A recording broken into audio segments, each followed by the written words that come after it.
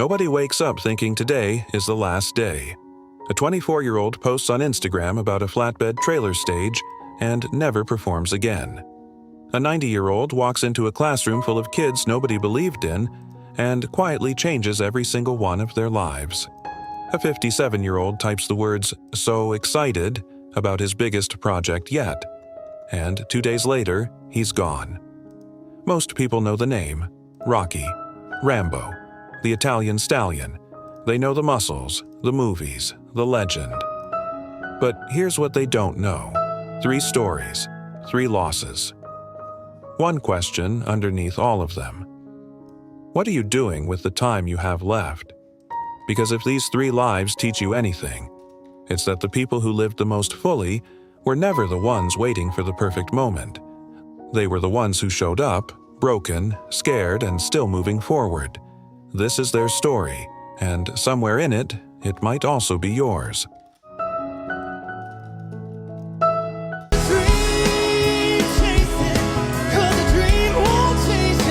Tragically, on April 25, 2026, the world lost a brilliant young soul when Dylan Carter, a beloved singer and community figure from Moncks Corner, South Carolina, passed away at just 24 years old following a fatal single-car accident in Colleton County, South Carolina. His death was confirmed by Moncks Corner Mayor Thomas Hamilton Jr. The accident occurred late at night at around 11:22 p.m., a sobering reminder of the dangers of late-night driving, when his Tesla left the road, striking a utility pole and fence before overturning. Carter's journey was shaped deeply by personal loss. When his beloved mother, Julie, passed away from breast cancer in October 2022, rather than surrendering to grief, Dylan channeled his pain into purpose, co-founding The Local Voice, a breast cancer charity dedicated to ensuring that no family in his community would face that heartbreak alone. In America, over 250,000 women are diagnosed with breast cancer every year, making Dylan's mission not just personal, but profoundly meaningful. It was this same open heart that guided him onto the national stage. Carter auditioned for season 24 of The Voice, NBC's premier singing competition where celebrity coaches mentor aspiring artists, delivering a soul-stirring rendition of Whitney Houston's "I Look to You." When choosing his coach, he selected country music legend Reba McEntire, explaining with heartbreaking honesty, "Something told me to go with Reba. She could be a comforting mom figure for me." That single sentence revealed everything about who Dylan Carter truly was. A young man still reaching for his mother's warmth, finding it in music and in the people around him. Beyond the spotlight, Carter embodied the true American dream at just 24. A working realtor, the owner of Sunny Days RV and Campground, a charity co-founder, and a musician who never let fame change him. His final Instagram post said it all: "I'll take a flatbed trailer over a big stage any day." Words that captured his humility and his unbreakable connection to his roots. Coach Reba McEntire paid tribute, saying, "He was a brilliant, kind, and talented young man who brought a huge ray of sunshine to The Voice. Rest in peace, my dear friend." Dylan Carter lived 24 years with the heart of someone twice his age. His light is gone, but the warmth he spread, through music, charity, and community, will continue to shine for generations to come. Dylan lost his mother at 22, and instead of breaking, he built something beautiful from the pain. So here's the question worth sitting with today. Is there a loss in your own life that you've been carrying alone, that could become something meaningful for someone else?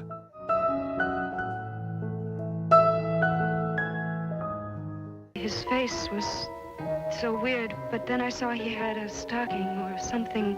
Tragically, on April 17, 2026, the world lost a true legend of American television and theater when Mariclare Costello, beloved actress, devoted teacher, and tireless community servant, passed away at the remarkable age of 90 in Brooklyn, New York. Her passing was confirmed by her family through an obituary published in the Peoria Journal-Star. Though no specific cause of death was disclosed, her departure marks the end of a life lived with extraordinary purpose and artistry spanning more than 6 decades. Born on February 3, 1936, in Peoria, Illinois, Costello's journey was built on relentless discipline and an unshakable love for the dramatic arts. She earned her master's degree in theater and education from Catholic University, studying improvisation under the legendary Viola Spolin, the woman widely credited as the mother of improvisational theater in America, whose groundbreaking teaching methods continue to shape performers to this day. In 1964, she was chosen as one of just 30 artists selected for the prestigious Lincoln Center Repertory Company and went on to become a lifetime member of the Actors Studio, training alongside icons such as James Earl Jones and Faye Dunaway. It was this extraordinary foundation that carried her to national prominence.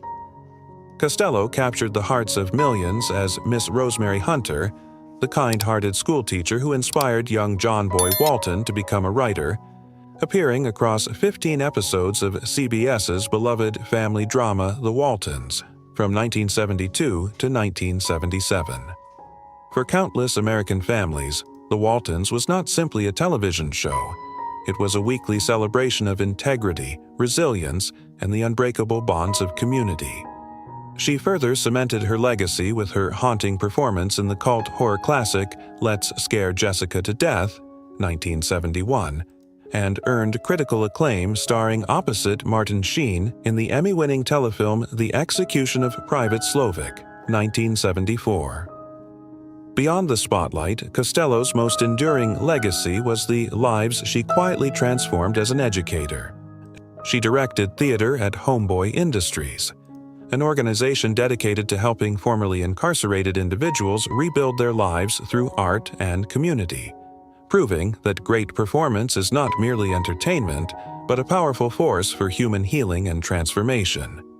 As her family beautifully captured, her gift was rare. She knew how to get people out of their own heads and help them access their own creative voices. Mariclare Costello lived 90 years not chasing fame, but building something far more lasting. Her curtain has fallen, but the lights she lit in others will never go dark. Costello spent her final decades not on grand stages, but in classrooms, quietly shaping lives no one ever read about in the headlines. It makes you wonder, what would it look like if you used whatever gift you have, not to be seen, but to genuinely change someone else's life? Who in your world is waiting for someone like Miss Rosemary Hunter to believe in them?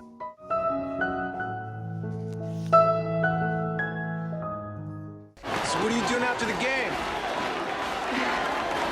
Well, everyone's going to the dance. Tragically, on April 19, 2026, Hollywood lost one of its most quietly relentless survivors when Patrick Muldoon, actor, musician, producer, and eternal reinventor, died suddenly of a heart attack at his Beverly Hills home at just 57 years old. His death was confirmed by his manager to Variety. His girlfriend, Miriam Rothbart, found him unconscious, a heartbreaking end to a man who, just 2 days earlier, had been posting on Instagram about his excitement for his next big project. Born on September 27, 1968 in San Pedro, California, Muldoon was never supposed to be just one thing, and he never was. He played tight end for the USC Trojans, earned 2 Rose Bowl rings, modeled for Calvin Klein, and signed with the prestigious Wilhelmina Modeling Agency, all before his 23rd birthday. That kind of restless ambition would define everything that followed. His breakthrough came in 1992 when he originated the role of Austin Reed on Days of Our Lives, NBC's legendary daytime drama that has aired continuously since 1965 and remains one of the longest-running scripted television programs in American history, earning the Soap Opera Digest Award for Best New Actor. But Muldoon was never content to stay comfortable. He walked away from soap opera stardom to take on the villain Richard Hart on Melrose Place, then earned his place in sci-fi history when Paul Verhoeven, the visionary Dutch director behind RoboCop and Basic Instinct, personally cast him as Xander Barkalow in Starship Troopers, 1997. That film, initially dismissed by critics, has since been reassessed as one of the sharpest pieces of political satire in sci-fi history. And with it, Muldoon's legacy found a second life among entirely new generations of fans.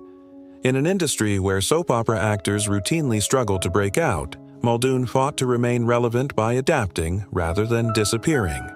He formed the rock band The Sleeping Masses, founded Storyboard Productions, and built a quietly impressive producing career working alongside Robert De Niro, Tommy Lee Jones, Morgan Freeman, and John Malkovich.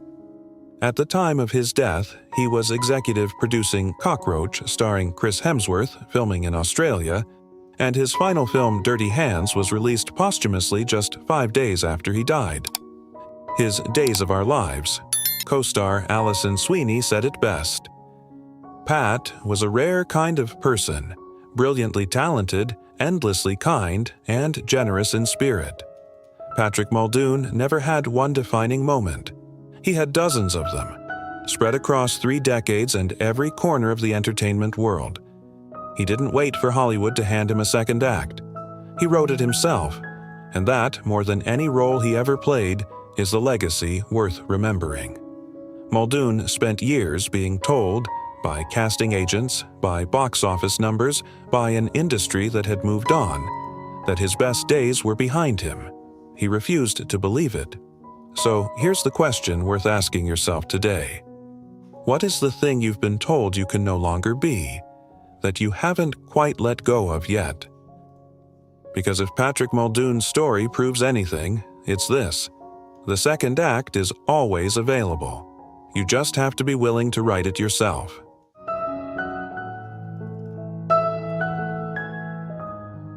Before he did Star Wars, I had just finished Rocky and something like that. Most people know the name: Rocky, Rambo, the Italian Stallion.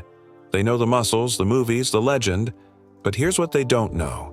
Before the Oscars, before Rocky, before any of it, Sylvester Stallone was sleeping in a bus station in New York City, wearing a coat that he called his house, getting mugged, getting acid thrown at him, getting told every single day that he would never make it. And the crazy part? That wasn't even close to the hardest thing he ever survived. This is not just a story about a movie star. This is a story about a boy who was told he was worthless by the very person who was supposed to love him most. A man who gambled everything, multiple times, and somehow came out the other side, and a human being who lost so much that it nearly broke him completely. Stay with me, because by the end of this video, you are going to understand one thing that most people spend their entire lives trying to figure out: what to do when the world keeps telling you that you are not enough. Stallone didn't just survive that question. He answered it, and the answer might be the most useful thing you hear today.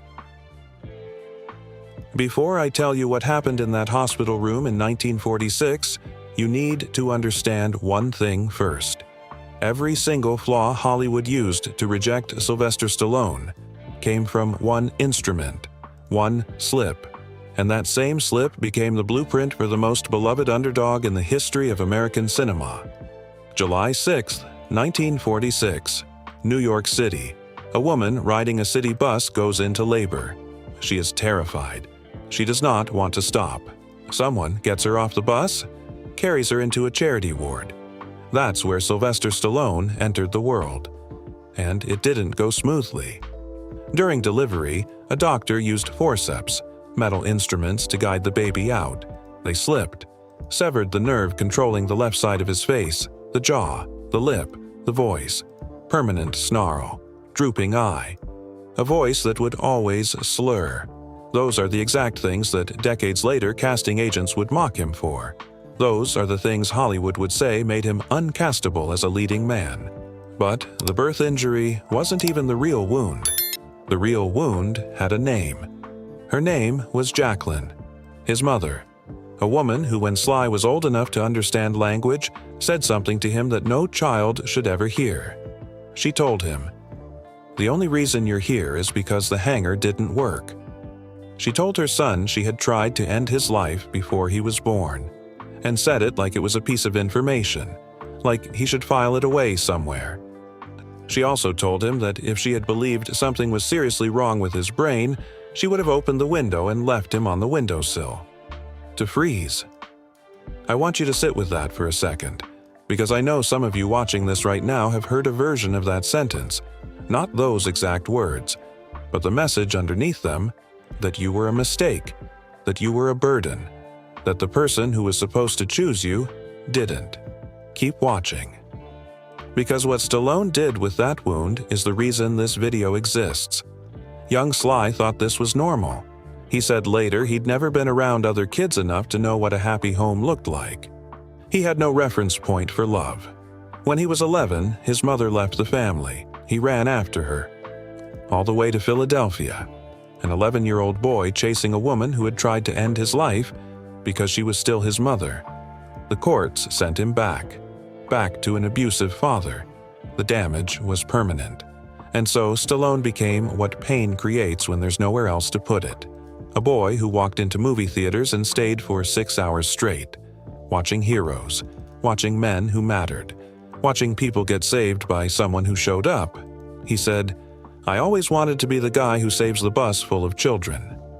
A boy whose own mother said he shouldn't exist, spent every free hour watching stories about people who were needed. That's not escapism.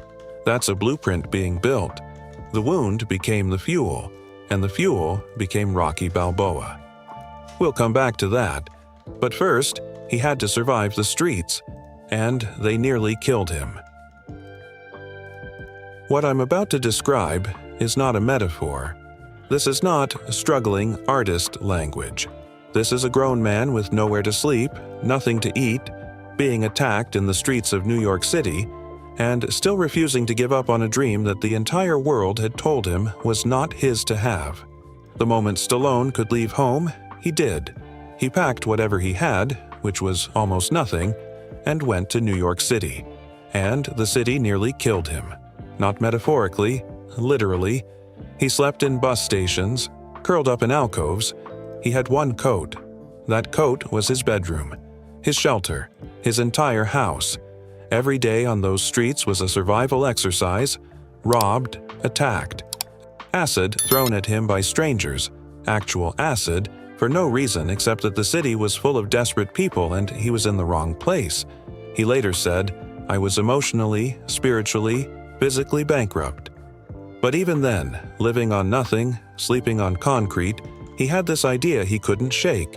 He was going to be in movies. He went to every agency in New York, every single one, handed over his photo, watched them push it back. "We're not accepting new clients." You slur. Your eyes droop. "Do you have a speech impediment?" He said yes. He knew. But he also knew it came from a nerve damaged by a pair of forceps in a charity ward in 1946. Not from laziness, not from failure, not from anything he had chosen. When he did get cast, it was always for thugs, props, background noise. Think about that for a second. Most people, when the door keeps closing, eventually stop knocking. Stallone didn't knock harder. He went home and built his own door. That's the difference between people who make it and people who don't. And it has nothing to do with talent. He scraped together $1,300, bought a $40 car, drove 11 days to Hollywood. The car broke down on Hollywood and Vine. Of course it did. One contact in all of Los Angeles, Henry Winkler, the Fonz. Winkler helped him find a motel for 3 nights. After that, a cheap apartment in the valley.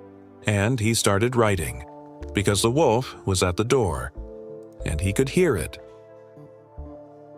What I'm about to tell you is the most important 90 seconds of this entire video, because what Stallone did next is not just inspiring, it is genuinely insane, and understanding why he did it will change the way you think about every decision you've been putting off.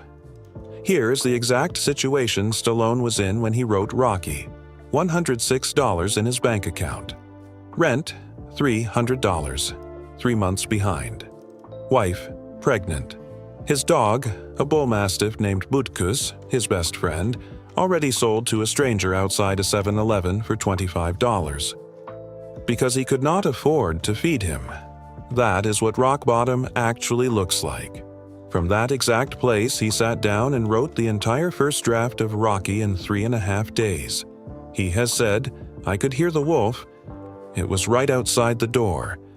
Desperation was the deadline. And he met it. He drew from everything. The mother who said he shouldn't exist, the streets, the acid, the rejections. He poured it all into a boxer named Rocky Balboa, a guy who looked like a thug, who everyone dismissed, who just wanted to go the distance, not to win, but to prove he wasn't a bum. Stallone wasn't writing a character, he was writing himself, and that's exactly why it worked. Because you cannot fake that kind of truth. Audiences feel it in their chest before their brain even processes the words. Producers read the script. They loved it. Then they made their offer. "We'll buy it, but you're not in it." They wanted Ryan O'Neal, James Caan, Burt Reynolds, real stars, and they were willing to pay. First offer, $25,000. No. $100,000. No. $150,000. $175,000. $250,000. No. No. No. The offers climbed to $330,000, then $360,000. To be clear, Stallone had $106 in the bank. He had sold his dog. His pregnant wife had no income. $360,000 was more money than he had ever seen in his entire life combined. His agents begged him. His friends said he was insane. He said no. He told them, "If I sell this script and it does very well, I'm going to jump off a building if I'm not in it. There's no doubt about it." That is not arrogance. That is a man who understands, with perfect clarity, that this is the only shot he is ever going to get. I want to ask you something directly. What would you have done? $360,000 on the table, rent unpaid, wife pregnant, dog already gone. Most people, and I mean most, would have taken the money, and no one would have blamed them. But Stallone understood something that takes most people decades to learn. If you trade the thing that is truly yours for security, you will spend the rest of your life wondering who you could have been. The producers gave in. They built in escape clauses. If he didn't perform in the first 10 days, they could remove him. They budgeted it at just over $1 million. They expected it to disappear quietly. Rocky opened November 21st, 1976. People lined up around the block. They came back the next week and the week after. $225 million worldwide. 10 Academy Award nominations, Best Picture winner, and the man who had been sleeping in bus stations 2 years earlier sat in the Oscars, invited his mother to sit beside him for the most important night of his life. She told him she'd come, but only if he also invited Vivian, her hairdresser. He said there was no seat for the hairdresser, just the two of them. Front row, she didn't come. He went alone. Rocky won Best Picture. Later, someone asked him, "Was your mother proud of you?" He paused. No, not once. The coat he once slept under in a New York bus station. 2 years later, Oscar audience. Same man, same face, same slurred voice the world said was wrong. Different coat. The important things don't change. The next part of this story is about what fame costs. Not in money, in body, in relationships, in the slow, quiet price that gets charged to the people standing closest to you while you're busy being a legend. Hollywood crowned him king, and Stallone decided the only way to deserve the crown was to bleed for it. He did his own stunts. Every time. No exceptions. Not because the script required it, because somewhere in his mind the hero had to be real, or none of it meant anything. During Rocky IV, he walked up to Dolph Lundgren, world-class kickboxer, 6'5", physically terrifying, and said, "Forget the choreography, actually try to knock me out." Lundgren did. One blow to the chest, ribs into the heart. Blood pressure spiked dangerously. The membrane around his heart began to swell. Doctors said this kind of injury typically happened in head-on car collisions. He was airlifted to intensive care. 9 days in the hospital. He joked later, "I knew I was in trouble when nuns met me at the hospital door." Then came the fractured neck, the bronchitis, the surgeries that never seemed to stop. His family watched all of this happen. His wife said, "It's very scary every time Sly goes through surgery, because you never know. No one does." Here is what I want you to notice. Stallone had spent his entire childhood in pain he couldn't control. And then, the moment he had power over his own life, he chose more pain. On purpose. There's a psychological word for that pattern, but what matters for this story is what it cost him. There was also Arnold Schwarzenegger, 1977, Golden Globe Awards. Stallone sat expecting Rocky to sweep the room. Instead, Arnold, a newcomer from Austria, laughed every time Rocky lost, then walked away with New Star of the Year. Stallone threw a bowl of flowers at his head. That moment launched a 15-year Cold War between two of the biggest egos in Hollywood history. Every film was a weapon. Every box office number was a battle. Arnold once pretended to want a notoriously bad script, knowing Stallone's pride would make him grab it first. Stallone did. The film was Stop or My Mom Will Shoot. Critics destroyed it. But here's what Stallone admitted decades later. "We were fierce rivals, but that rivalry pushed us both to do our best." Two men with enormous pain and an identical need to prove themselves, accidentally making each other better. They eventually became friends, appeared together in The Expendables, opened a restaurant side by side. Not every enemy stays an enemy, but some losses don't get repaired, and the one that was coming, nothing could have prepared him for it. July 12, 2012, Stallone was at Comic-Con in San Diego, laughing with Arnold Schwarzenegger promoting The Expendables 2. He was in good spirits, maybe the best he had felt in years. That was the last day of the version of his life he had known. The next morning, he got a call. His son, Sage Stallone, had been found unresponsive in his Los Angeles home. Sage was 36 years old. By the time they found him, he had been gone for 3 days. Stallone had said once, speaking about his children, "As long as he's alive, your memory will always be alive. You did something right." And now he was gone. There were no dramatic interviews after, no public unpacking of grief. The family released a brief statement asking for privacy. Then, silence. But in rare moments over the years, Stallone has let it surface. Loss and grief. That's the hardest thing in the world to live with. Grief never goes away. It rises into the clouds. Seems like it's diminishing. And it does, until something brings it back. And there it is, the cycle. I want to stop here for a moment, because I think some of you watching this know exactly what he means.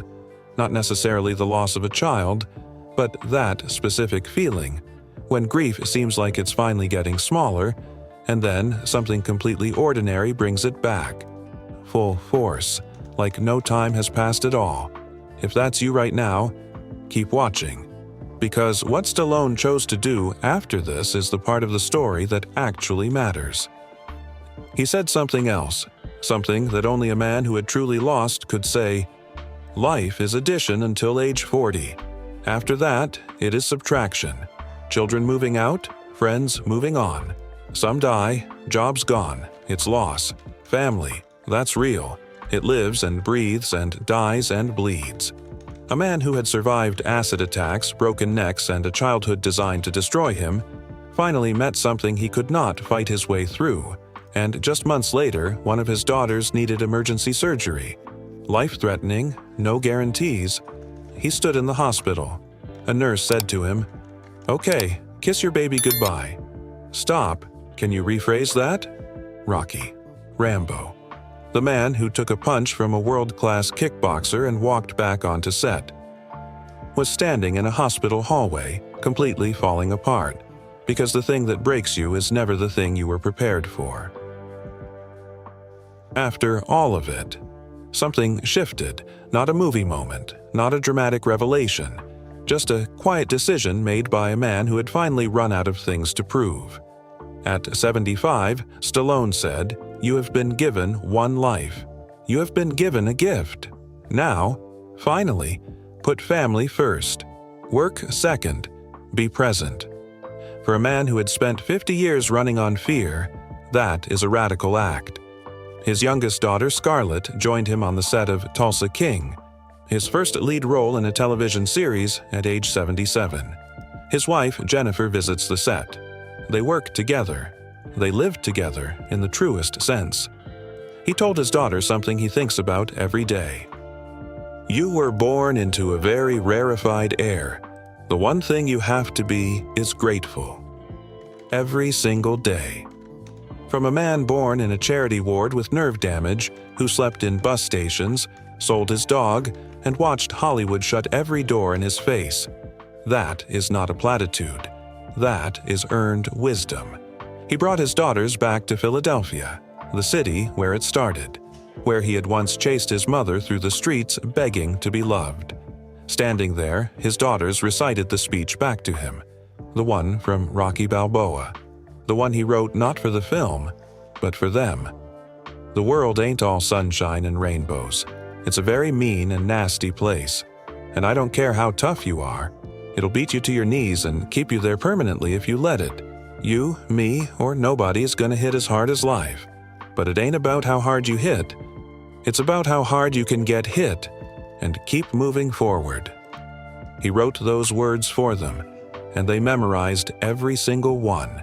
They made me very happy. They made me very sad. I had to almost lose everything to respect it. A pair of forceps slipped in a charity ward in 1946. A boy grew up with one coat that was his only house. A man was told by his own mother that he should not exist. And 80 years later, he is standing in Philadelphia with daughters who know his words by heart, watching them throw their arms in the air at the top of those steps. The wound became the fuel became the story, and the story became the legacy. Every single day, strangers run up the steps of the Philadelphia Museum of Art.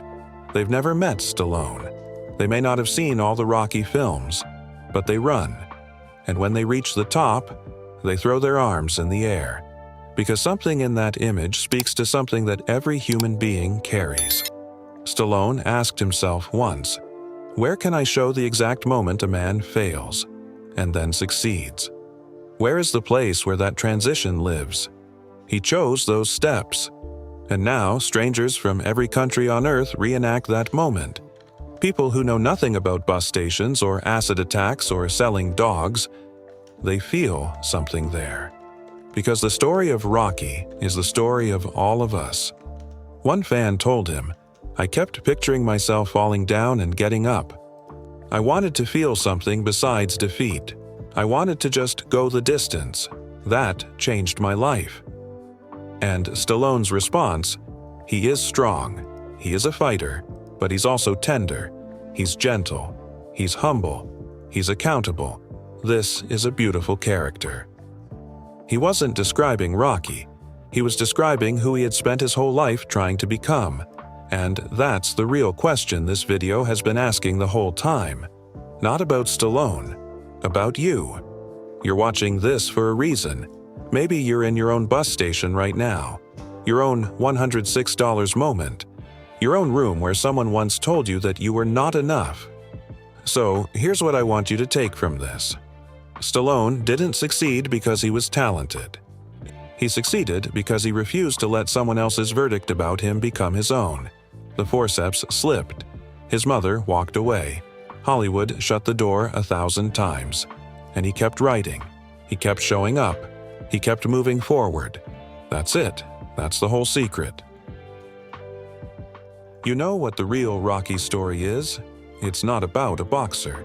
It's about a human being who was told from the very room where he was born that he didn't matter, and who spent the next 80 years proving in the most spectacular, painful, and sometimes self-destructive way possible, that he did. The world didn't give Sylvester Stallone a chance, so he wrote himself one. It ain't about how hard you hit, it's about how hard you can get hit, and keep moving forward. That's how winning is done. Let me be honest with you about something. Most people who watch a video like this will feel something for about 10 minutes. They'll feel moved, maybe even inspired, and then they'll scroll to the next thing, and the feeling will be gone. That's not your fault. That's just how the brain works. But here's what I want you to do differently today. Before you close this, write down one name. One person in your life who needs someone to show up for them the way Dylan showed up for his community. The way Mariclare showed up for her students. The way Patrick showed up for every project, even when no one was watching. Just one name. Because here is the real lesson underneath all three of these stories. Greatness is never about the size of your stage. Dylan proved it on a flatbed trailer in South Carolina. Mariclare proved it in a classroom in Los Angeles. Patrick proved it in a producer's chair that nobody gave him. He built it himself. The world will not remember most of us for our biggest moments. It will remember us for what we did for the person standing right in front of us. You don't need a rocky moment. You just need to show up. Today, for that one person whose name you just wrote down. That's how winning is done.